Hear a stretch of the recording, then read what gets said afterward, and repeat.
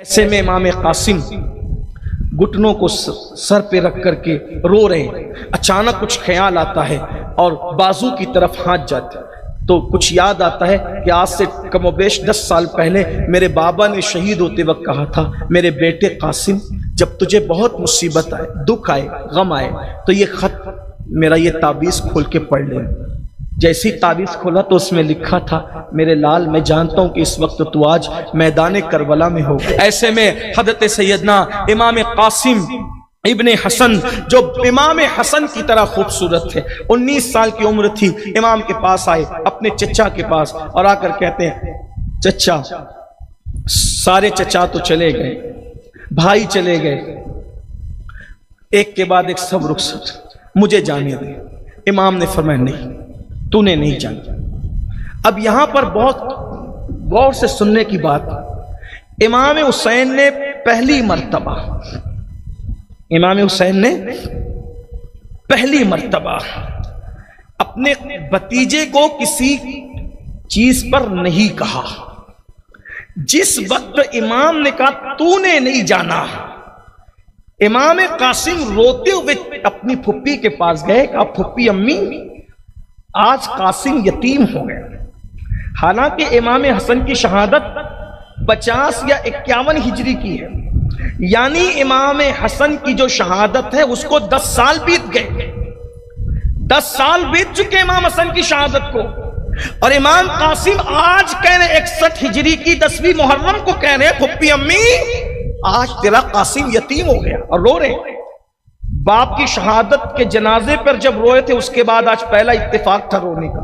इन 10 सालों में कभी रोए भी नहीं, किसी हादसे के, किसी दुनियावी हादसे पे कभी रोए भी नहीं थे, आज रो रहे हैं। फुप्पी अम्मी आज मैं यतीम हूं। सैयदा जैनब ने सीने से लगा, कहा मेरे लाल ऐसी बात क्यों करते हो कि तुम यतीम हो। कहा फुप्पी जब से बाबा की शहादत हुई आज तक चचा ने एहसास होने नहीं दिया कि मेरा बाप शहीद हो गया, मेरे बाप से ज्यादा प्यार दिया, और आज मुझसे कहते हैं तूने करबला में नहीं जाना, तो मैं तो शहीद हो, मैं तो आज यतीम हो गया हूं, मुझे शहादत की इजाजत नहीं।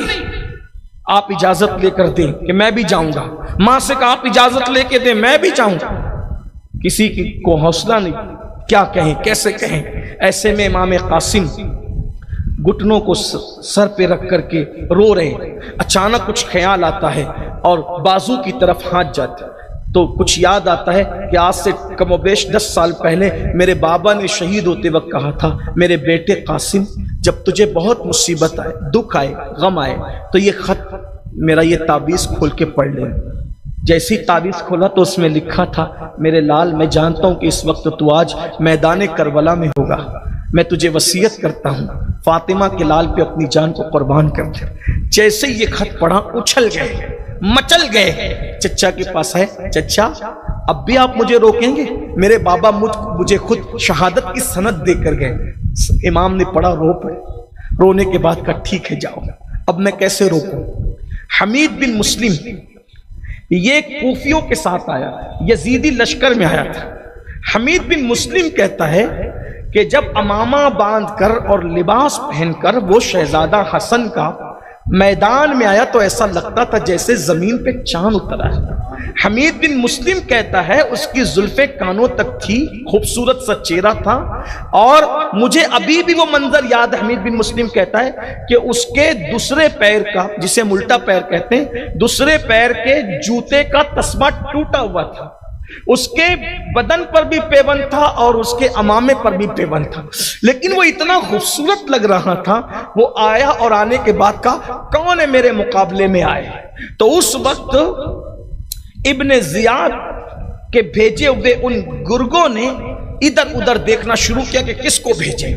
तो अमर साद ने अरजक नामी पहलवान को कहा, बाज मुअर्रिखीन ने अजरक भी लिखा है और अरजक भी लिखा है, बहरहाल तो उस पहलवान को कहा, वो बड़ा ऊंचा तरंगा मजबूत था, उसको कहा कि तू जा। उसने कहा इस बच्चे के मुकाबले में जाना मेरी तौहीन है, मैं नहीं जाऊंगा। वो कहा ये बच्चा दिखता है लेकिन ये अली की औलाद है, हसन इब्ने अली का बेटा है ये। बहरहाल वो नहीं गया, उसने तौहीन समझी अपने बेटे को भेजा। सरकार कासिम ने उसके 2 टुकड़े किए, दूसरे को भेजा, उसके टुकड़े किए, तीसरे को भेजा, 4 बेटे को एक के बाद एक जहन्नम रसीद किया। जब चारों उसके बेटे कट गए तो अब उसको गुस्सा आया और मस्त हाथी की तरह अपने घोड़े पर बैठकर मेरे इमाम के मुकाबले में आया। जैसे ही इमाम कासिम के मुकाबले में वो आया, इमाम पे उसने हमला किया। इमाम कासिम ने उसको अपनी ढाल पे रोका, ढाल तो टूट गई, लेकिन जो तलवार उठाई और उठा करके आपने फरमाया कि इतना बड़ा जंगजू अपने आप को समझता है, तुझे जैन कसना नहीं आती, घोड़े की जेन नहीं कस सकता तू। और ये कहा, जैसे उसने नीचे जेन देखने की कोशिश की, एक बार जोर का किया और उसके 2 टुकड़े कर दिए। ये मंजर देखकर तो हैरानी थी कि क्या बहादुर है रसूलुल्लाह के घर के शहजादे। अली का घर भी क्या घर है कि उस घर का हर एक बच्चा जहां पैदा हुआ शेरे खुदा मालूम होता है। अल्लाह अकबर। शेरे खुदा के शेरों ने यूं धूल चटाई उन लोमड़ियों को और फिर चारों तरफ से, हमीद बिन मुस्लिम ही कहता है, चारों तरफ से घेर लिया गया हसन के चांद को। और जब घेर लिया गया तो ऐसे तीरों का मीह बरसाया गया, ऐसे तीर बरसाए गए कि जख्मी होकर के जब घोड़े से हसन का चांद जमीन पर आया है, आवाज दी, या अम्मा, या अम्मा, चचा मेरी खबर लीजिए, चचा मेरी खबर लीजिए। इमाम अल्लाह अकबर हमीद बिन मुस्लिम ही कहता है कि मैंने देखा हुसैन ऐसे दौड़े जैसे कोई उकाब अपने शिकार पे दौड़ता है।